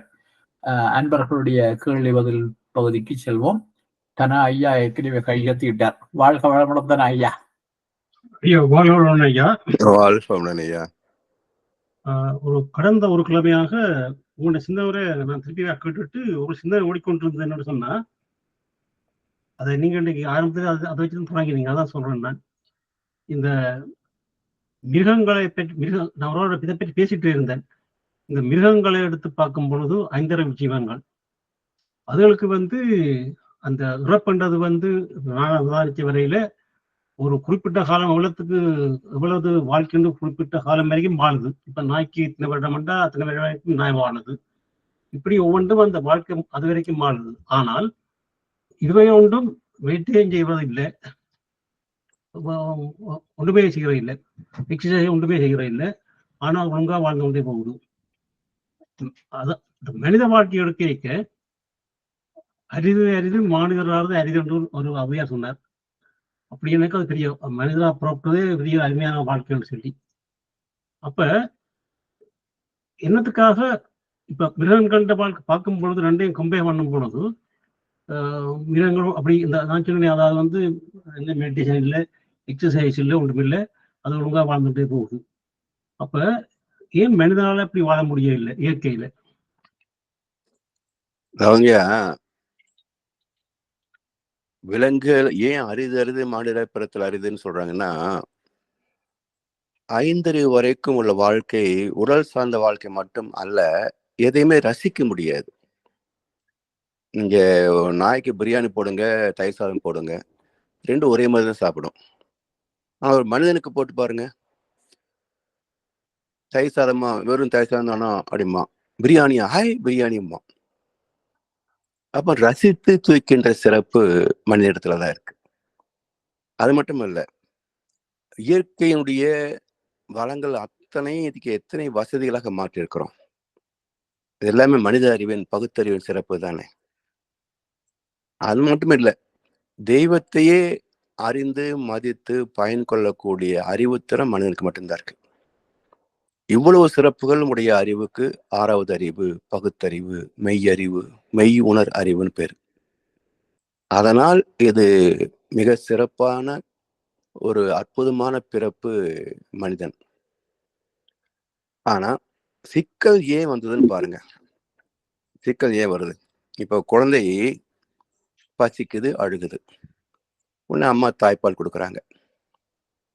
பசி முடிந்த பிறகு வற்புறுத்தி பாருங்க, ஒரு சொட்டு கூட அருந்தாது. அப்போ இருந்த அந்த கட்டுப்பாடு வளர வளர என்னாதுங்க, ருசியா இருந்தா இன்னும் கொஞ்சம் சேர்த்து போடு, பிடிக்கலையா பட்னி போடு. அப்போ அந்த மனம் என்ற இயக்கம் செயல்பட தொடங்குகின்ற போது நம்முடைய விருப்பு வெறுப்புகளே துன்பங்களுக்கு, பிரச்சனைகளுக்கு காரணமாகின்றன. இயற்கையில் இருந்த அந்த பக்குவம் கடைசி வரைக்கும் இருந்துன்னு வச்சுக்கோங்களேன், குழந்தையில இருந்த அந்த தேவைக்கு மட்டுமே பயன் கொள்வது அளவு முறை. அதே போல அடிச்சா அழுகும், அணைத்தால் சிரிக்கும். அடிச்சது யாரு, அணைச்சது யாரு, நீதான் போய் அடிச்ச, இப்போ கொஞ்சம் வர்றியா போ என்று பேதம் பார்க்காது. அப்போ அளவுமுறை மீறாத உடல் தேவைகள், பேதம் பார்க்காத உணர்வுகள், இந்த 2 இருக்கிறதுனால குழந்தை ஹாப்பியா இருக்குது. ஆனால் குழந்தை வளர வளர வேதங்கள் பார்க்க தொடங்குகின்ற போது, விருப்பு வெறுப்பு வருகின்ற போதுதான் எல்லா சிக்கலும் கூடிக்கொண்டே போகுது. அதனால கண்ணதாசன் அழகா சொன்னார், இன்னொரு பிறவியை நாஞ்செடுத்தால் இறைவா என்றும் குழந்தையாய் வாழ விடு. குழந்தை என்ன அப்படியே ஒரேடியா இருக்கிறதுன்னு அர்த்தம் இல்லை. உடல் வளர வேண்டும், ஆற்றல் பெருக வேண்டும், சாதனைகள் புரிய வேண்டும்.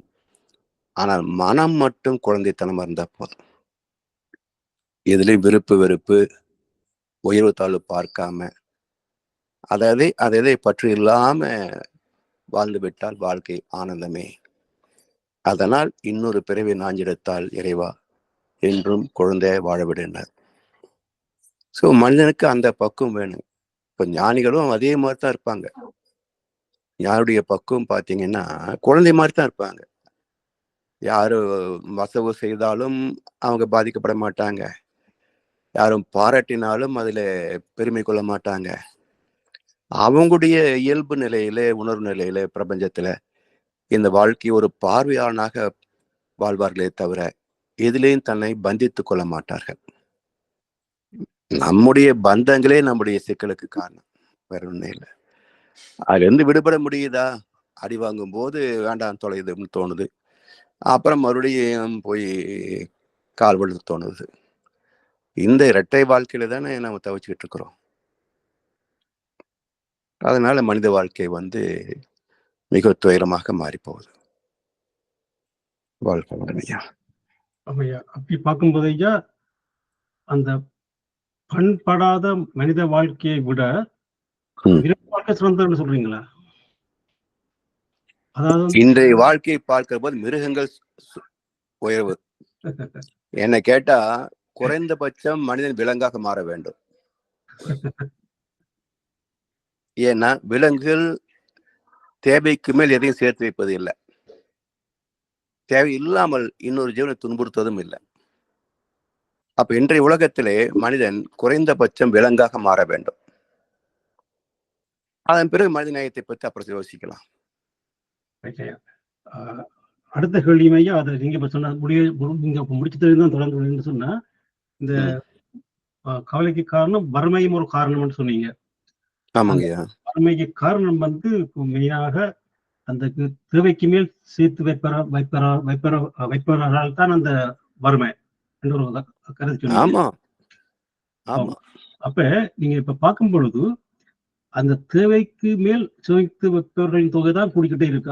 அதுதான் இயல்பான வரை எல்லாம் தான் செய்யறாங்க. இருந்து இருக்கும் பொழுது அந்த வறுமை வந்து வறுமையில தான் வாழ வேணும். அதுக்கப்ப வழி இல்லையா? அதாவது நீங்க வறுமை என்பதற்கு காரணமே அந்த பொருளாதார நிரவல் இல்லை. இப்போ நீங்க ஒரு காலகட்டம் வரைக்கும் பாத்தீங்கன்னா, ஒன்றும் இல்ல, அரசியல்வாதி எடுத்துக்கொள்ளுங்களேன், நிர்வாகம் செய்வதற்குதான் அரசியல் அமைப்பே உருவாச்சு. இன்றைக்கு அவங்க எந்த நிர்வாகம் பண்றதில்லை. தினசரி ஒவ்வொரு துறையில எவ்வளவு வசூல் பண்ண முடியுன்றதை மட்டும்தான் பாக்குறாங்களே தவிர எந்த துறையை அவங்க நிர்வாகம் செய்வதாக தெரியல. ஆனா மக்கள் வாழ்ந்துதான் இருக்கிறாங்க. அப்போ அவன் வேலை அவன் பார்த்துக்கிறான், இவன் என்ன பண்றான்? அப்போ சில பெரிய ப்ராஜெக்ட் செய்யும் போதுதான் அரசியல், பொருளாதாரத்துறை, பொதுப்பணித்துறையில நமக்கு அவசியமாகுது. அப்போ இதெல்லாம் மக்களை கூடி செய்து கொண்டோம் என்றால் இது தேவை இருக்காது. ஏன்னா எல்லாம் எங்கதான் நீங்க போனாலும் மக்களை சேர்ந்து உழைப்பதானே. சில மெஷினரிஸ் பயன்படுத்துறோம், மக்கள் சேர்ந்து தானே அதை ஒரு வசதியாக உருமாற்றி கொடுக்கிறோம். அப்ப இந்த இடத்துல இயற்கை வளங்கள் எடுத்து எந்திரங்களை உருவாக்குகிறோம், மனித உழைப்பை கொண்டு அவற்றை உருவாக்கி பயன் கொள்கிறோம். So human resources and natural resources ரெண்டுமே இயற்கை தந்தது. இதுக்குடைய மதிப்பு இந்த பணம் என்று யார் கண்டுபிடிச்சதுங்க? நீங்க ஹியூமன் ரிசோர்சஸையும் நேச்சுரல் ரிசோர்ஸ் மட்டுமே பயன்படுத்துங்களேன், விளைந்தது யாருக்கா கொடுத்துதான் ஆகணும். பதுக்கி வைக்க மாட்டீங்களே, அழுகி போயிடும். அப்ப பணம் இருக்கிற போது கோல்டு ஸ்டோரேஜ் பயன்படுத்தி உள்ள ஸ்டோர் பண்ணி வச்சுக்கிட்டு வெளியில்லன்னு சொல்லி விலை ஏற்றி ஒரு பங்கு விலை 4 பங்கு விற்கிறோம். ஒன்றுல சென்ற வருஷம் இந்தியாவிலிருந்து பாசுமதி தவிர மற்ற அரிசி ஏற்றுமதி கிடையாதுன்னு செய்தி வந்தது, அவ்வளவுதான். கனடா, அமெரிக்கா, இந்தியன் ஸ்டோர்ல எல்லாம் அரிசி மூட்டை டபுள் ரேட் ஆயிடுச்சே. எல்லாரும் போய் கியூல நின்று ஆளுக்கு ஒரு மூட்டை வாங்கிட்டு வந்தோமே. இப்ப என்ன அரிசி கிடைக்காமையா இருக்குது? ஏன் அந்த வெறி? அப்படியே என்ன வாழ்நாள் முறைக்கு வாங்கி சேர்த்துக்க முடியுமா? 2 மூட்டை வாங்கிட்டு வந்தோம், அது தீர்ந்ததுக்கு சாகத்தானே போறோம் சோறு இல்லாம. அதே 2 வாரத்துக்கு முன்னாடியே அந்த சிரமத்தை சந்திச்சா என்ன? ஸோ இது போன்ற அறியாமையின் காரணமாக அந்த டெம்பரரி ஸ்கார்சிட்டி அதை கிரியேட் பண்ணி வியாபாரிகள் பணம் பண்றாங்க. அப்ப இதெல்லாம் எங்க போகும்? சொத்து வாங்குறதுக்கு போகும். யாரு சொத்து வாங்குவான்? அடுத்தவனுடைய இடத்த வாங்குவான். ஸோ இலர் பலராகிய காரணம் நோற்பார் சிலர், பலர் நோலாதவர். சமுதாயத்தில் வறுமை பெறுவதற்கு காரணமே சிலர் தர்மத்தை பின்பற்றுவது இல்லை, பலர் அறிவை பயன்படுத்துவது இல்லை. இந்த 2 காரணங்கள் தான்.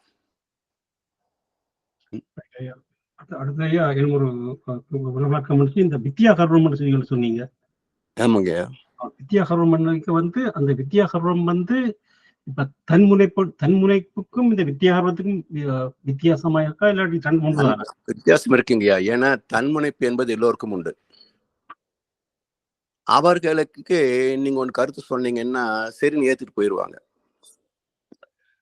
ஆனா இந்த வித்தைகள் தெரிஞ்சவன், எல்லா விஷயம் தெரிஞ்சவனை நீங்க ஒண்ணும் பண்ண முடியாது. உதாரணமா இப்போ பக்தி மார்க்கம் எடுத்துக்கலாம். ஒரு பிரச்சனை வருது, நீங்க போய் கடவுள்கிட்ட போய் இந்த பூஜை பண்ணுங்க, அவர் பார்த்துக்குவார் அப்படின்னா அவன் போய் கும்பிட்டுட்டு நிம்மதியா வந்துடுறான், ஆண்டவன் பார்த்துக்குவாருன்னு. இப்ப நமக்கு ஆண்டவனை பார்க்க மாட்டான், அவனுக்கு என்ன தெரியும் பார்க்கறதுக்கு, எல்லாம் கர்மா தான் அப்படின்ற போது அந்த பூஜை புனஸ்காரத்து மாதிரி நம்பிக்கை இல்லை. அந்த கர்மாவினுடைய விளைவை தாங்குவதற்கும் உடம்புக்கும் மனசுக்கும் முடியல. இப்ப நமக்கு சிக்கல் அதிகமா, அவனுக்கு சிக்கல் அதிகமா? இதே போலதான் மற்ற நிலைகள்லையும். அப்ப வித்யாகரம் என்பது மிகவும் ஆபத்தாத்தான் இருக்கு. அது ஏன் கேட்டேன்டா ஐயா, நான் இந்த வாழ்க்கை வரும் பொழுது முதலாவது இந்த தன்முனைப்பு, அதை நீக்க வேணும், அப்படி குறைக்க வேணும், அதோட வந்தது. இந்த சிந்தனை கேட்டு எல்லாம் போக போக தன்முனைப்பு குறையுது. ஆனா அது மெட்ட மாதிரி இந்த வித்யாகரம் மாதிரி வேலை பார்க்கணுன்ற மாதிரி இங்க யோசிச்சு பார்த்தேன். ஆமா, எனக்கெல்லாம் தெரியும்னு நினைக்கிறோம் இல்லையா? அடுத்தவங்க ஒரு கருத்து சொல்ற போது நம்ம ஏத்துக்க முடியாது. அதுல எந்த எவ்வளவு குறைய இருக்கு, எதுல குறைய இருக்குது அப்படின்னு நம்மளால ஏத்துக்க முடியாது. இல்ல அடுத்த பர்சனல் கேள்வி அவங்ககிட்ட, அந்த வித்தியாசம் உங்களிடம் இருக்கா? இருக்கு இருக்க வேணுமையா? அதான் கேட்டேன். என்ற உழவு நீங்கள் உழவும் ஆத்மீயத்துல போய் அடிப்பா இவ்வளவு வந்த ஆளுக்கு சொல்றேன் இருக்கணும் ஐயா. நல்ல பாலோடணும் ஐயா, பாலோடணும். மற்ற பார்த்து நான் போன சிந்தனையிலிருந்து ஒரு 1-2 கேள்வி வைப்பேன். இப்ப இல்ல, மற்ற கேட்டது பிறகு வைப்பேன்.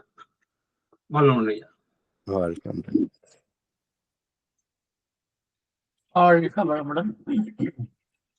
ஐயா ஒரு கேள்வி சொல்லுங்க. இந்த கவலைக்கு ஒரு காரணம் கருத்து வேறுபாடு என்று சொன்னீங்க. இந்த கருத்து வேறுபாடு பொதுவாக எந்த ஊரையுமே பாதிக்கின்ற ஒரு பிரச்சனை தான். நிறைய நானும் அனுபவித்திருக்கிறேன் ஐயா. ஆனா அந்த கருத்து வேறுபாடு என்னென்னா, அந்த கருத்து வேறுபாடு வருகின்ற அடிக்கடி வருகின்றது. அதுவும் இந்த நீங்கள் சொல்ற இந்த வித்தியாகரமம் வித்துவச்சருக்கு வருகின்ற போது இன்னும் கூடவா வருது. கூட வருகின்ற போது இந்த அது அது அந்த கருத்து வேறுபாடு இன்னும் நிறைவாக வருகிறது. நான் குறிப்பா வேலைத்தளத்துல இது மிக அதிகம் உண்டு.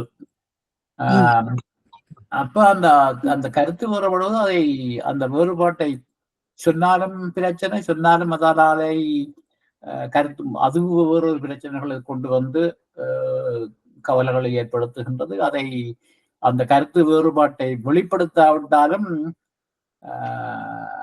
மனதில் பட்டதை சரியென்று பட்டதை கூறாவிட்டதால என்னுடைய கடமையிலிருந்து தவறிவிட்டேனோ என்ற ஒரு வருத்தமும் வருகின்றது.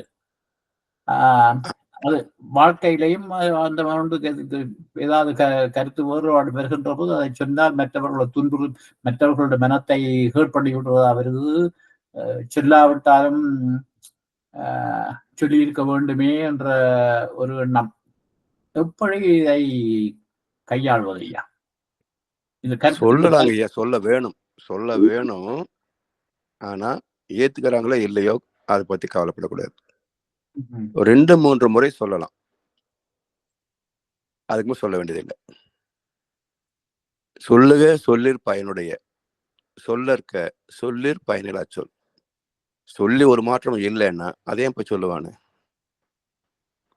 ஸோ ஒரு துன்பத்தை நீக்குவதற்கு நமக்கு ஒரு தீர்வு தெரியும்னா தீர்வு சொல்றோம். அவங்க காதலே போட்டுக்கிறது இல்லை. 2 தடவை சொல்லி பார்த்தோம், 3 தடவை சொல்லி பார்த்தோம் அப்படின்னா அப்புறம் மேல சொல்லி என்ன பிரயோஜனம்? ஆனா குழந்தைகள் இடத்துல வேற.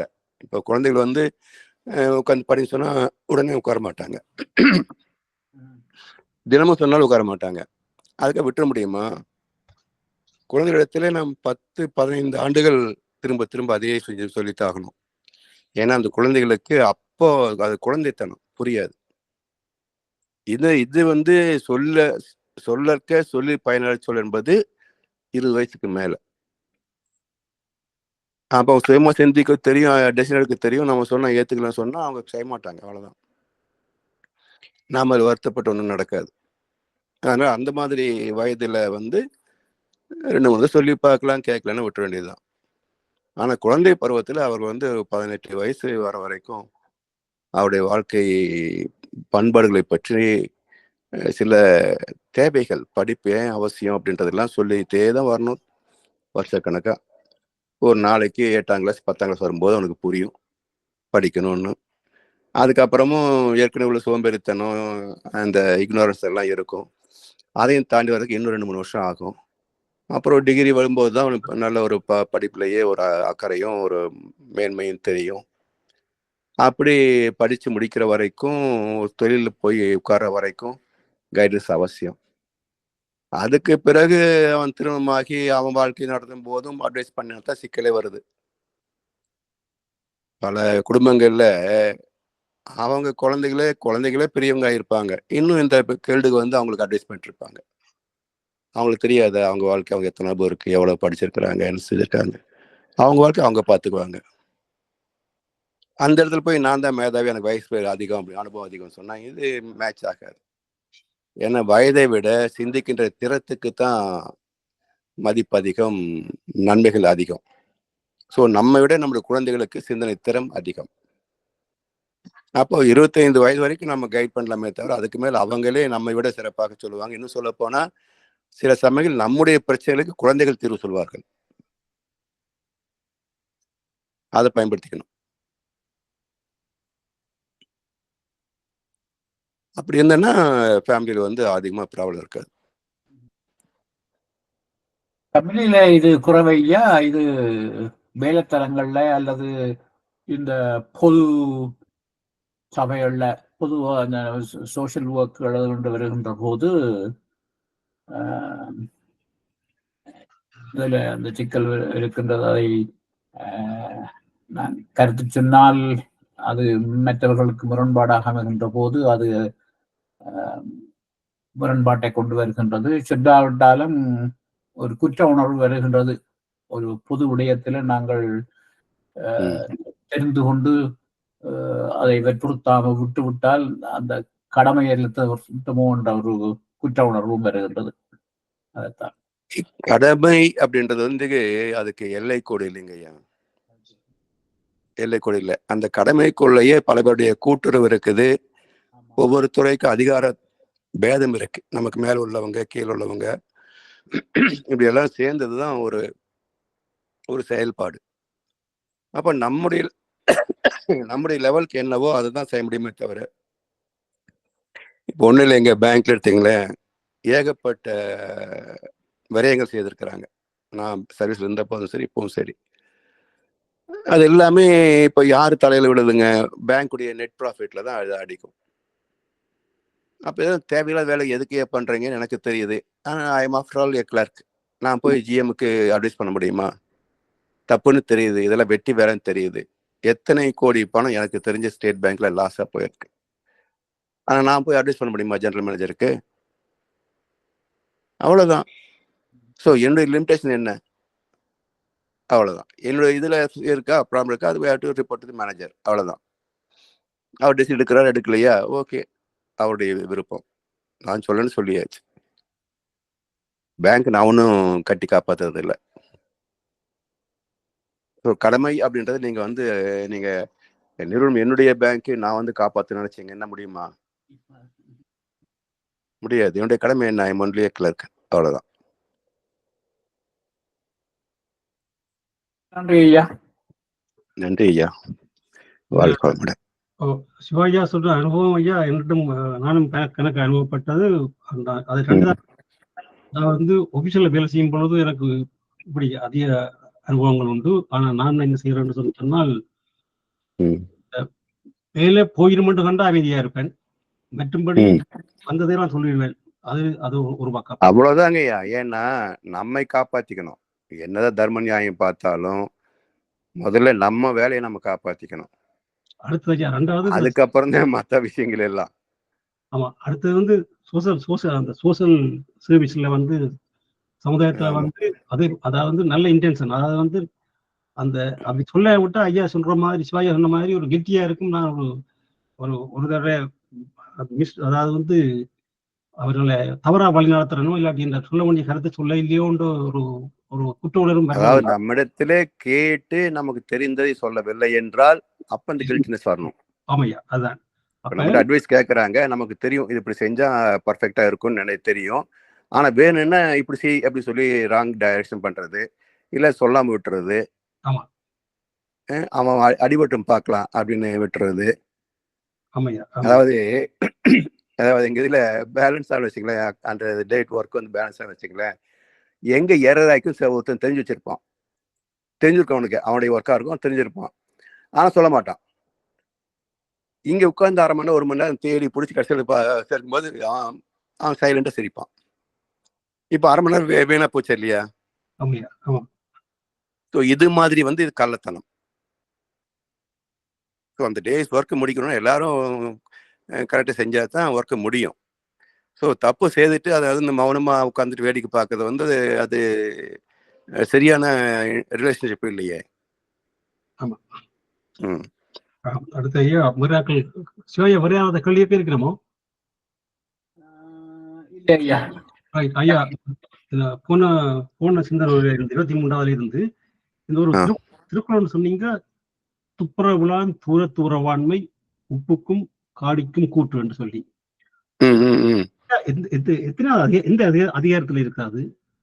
அந்த 1050வது குறள் நினைக்கிறேங்கய்யா. 1050. ஓகே, நான் அதில் திருப்பி பார்க்கணும். இந்த துப்புரவுலான்னு அடிச்சாலே கூகுள்ல வந்து உங்களுக்கு அந்த குறள் வரும். THUPP, துப்புரவுலான் துறவாமை உப்புக்கும் காடிக்கும் கூற்று. அதுலேயே ஒரு கருத்து சொல்லணும் என்று சொல்லி சொன்னால், நீங்க அதுக்கு விளக்கம் கொடுக்கும் பொழுது சொன்னீங்க, அதாவது ஒரு கிழமையா, அதாவது வந்து பரிமேலழகர் உரையெல்லாம் பார்த்தும் உங்களுக்கு அதுல ஒரு கன்வின்ஸ்ட் இல்ல, திருப்தியா இல்ல.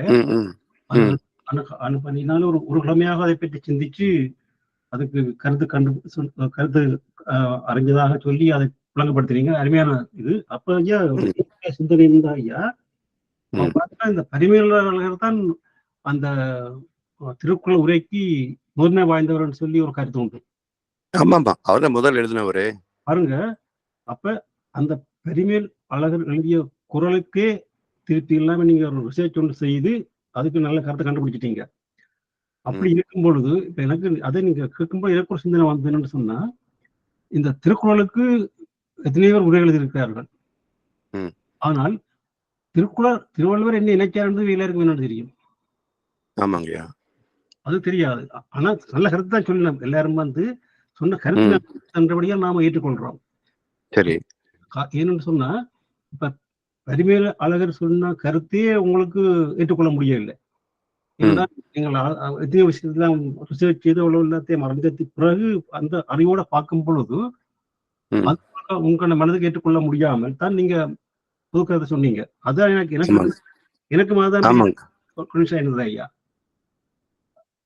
அதாவது அறிவுக்கு ஏற்புடைய கருத்துக்கள்.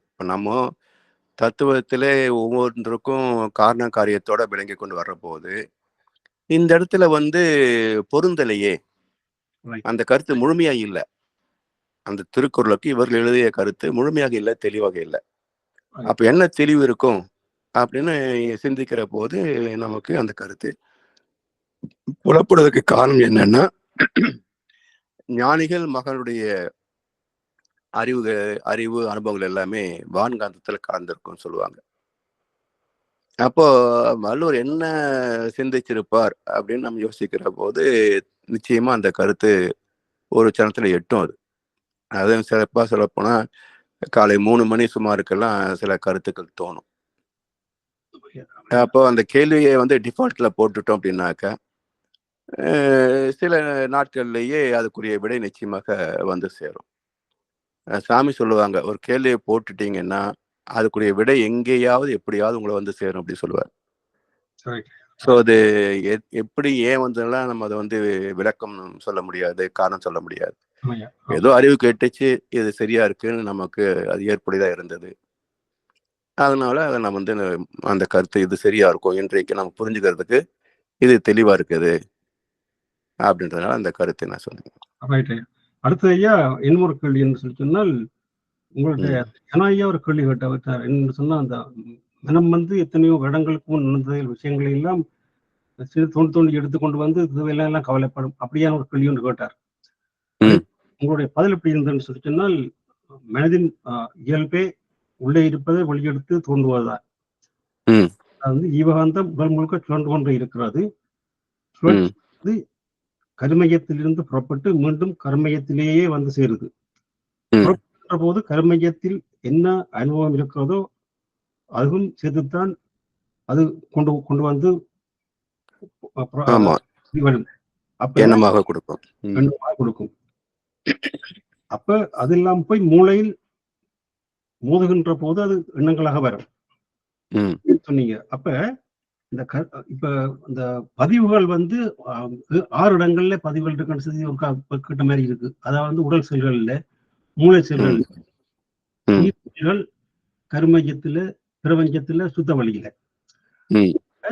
இந்த 6 இடங்கள்லயும் ஒரே விதமான பதிவுகளோ இல்லாட்டி கருமையத்துலதான் எல்லா பதிவுகளும் மற்ற இடங்கள்ல அதாவது புலன்களிலே மூளையில எல்லாம் பிரதிபலிப்பு பதிவு. ஆனா பேஸ் கோர் இம்ப்ரின்ஸ் எங்க இருக்குன்னா கருமையத்துலதான் இருக்கும். ஏன்னா கருமையத்துல இருந்துதான் அடுத்த தலைமுறைக்கு அந்த பதிவு போகும். இப்போ மற்ற புலன்களிலே பதிவு என்ன? இப்போ ஒரு டிரைவிங் பண்றோம், ஆட்டானமஸா பிரேக்கு ஆக்சிலேட்டர் மாத்தி ஆப்ரேட் பண்ணுவோம். அந்த வண்டியுடைய ஷேப்பு ரோட்ல போகுமா போகாதா அப்படின்றது ஆட்டோமேட்டிக்கா மெஷர் பண்ணிட்டே வருது கண்கள். ஸோ இப்போ இதெல்லாம் வந்து நம்ம அதில் எக்ஸ்பர்டைஸ் ஆக ஆக அது வந்து மூளையுடைய சிந்தனை இல்லாமலேயே அட்டானமஸாக நடந்து போயிடும். இதெல்லாம் வந்து அந்தந்த புலன்களில் உள்ள பிரதிபலிப்பு பதிவுகள். ஆனா இது வந்து இந்த டிரைவிங் ஸ்கில் வந்து நம்முடைய குழந்தைக்கு போகணும்னு சொன்னா அப்போ வித்து வழியாகத்தானே ப்ரொவிஷன் வரும். அப்போ கர்மயத்துல இருந்து தான் வித்து சக்தி வெளிப்பட்டு கற்பைக்கு போகும். அதே போல மூல செல்களில் உள்ள பதிவுக்கும் இப்ப அதாவது வந்து இந்த கர்மயத்தில் உள்ள பதிவுகள் தான் மூலசில. அதாவது புலன்கள் எல்லாம்ங்கய்யா அந்த வோல்டேஜ் சரியா இருக்க வரைக்கும் தான் ஒர்க் ஆகும்.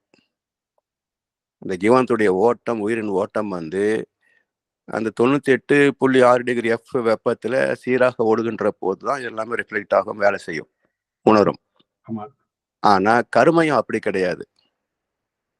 வோல்டேஜ் எவ்வளவு டிராப் ஆனாலும் அதுக்குன்ற பதிவுகள் வந்து மாறாது. ஸோ இதெல்லாமே வந்து உணர்ப்புலன்கள், உணர்கின்ற, பிரதிபலிக்கின்ற, செயல்படுகின்ற பதிவுகள்.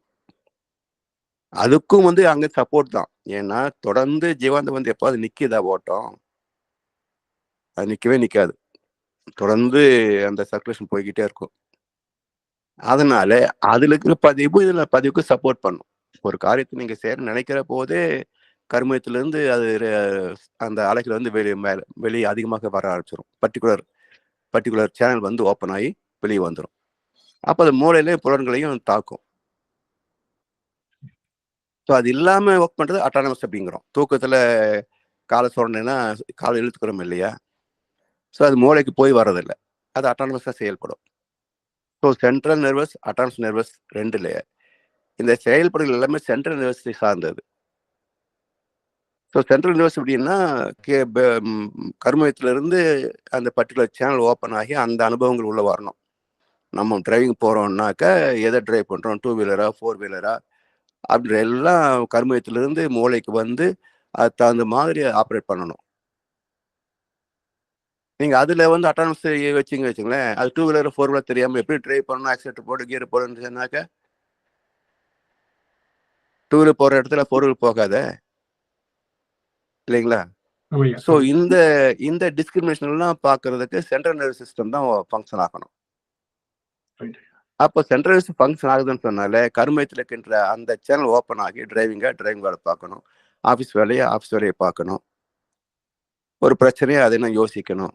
அப்போ அந்தந்த அனுபவங்கள் கர்மயத்திலிருந்து பிரதிபலித்து மூளை வழியாக, உடல் வழியாக, புலன் வழியாக செயல்படும். நீங்க ஒவ்வொரு பதிவுக்கும் ஈக்குவல் வெயிட்டேஜ் கொடுக்க முடியாது. ஆக்சுவலா இன்னும் சில இடங்களை சொல்ல போனா கருமையம் தான் 99%. புலன்கள்ல மூளை இருக்கிற பிரச்சனை 1% தான் சொல்ல முடியும்.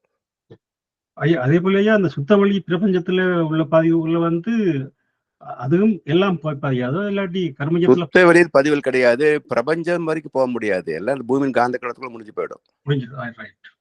ஆமா. ஓகே, வாங்கணும் ஐயா. வாழ்க்கை வளமுடன்.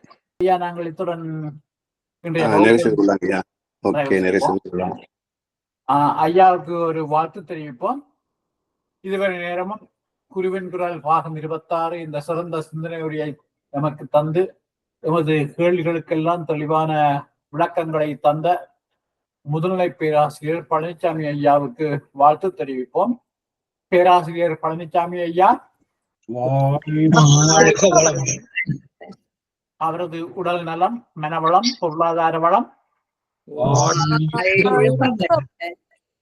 அவரது அன்பு குடும்பம், அவரது வேதாத்திரிய தொண்டு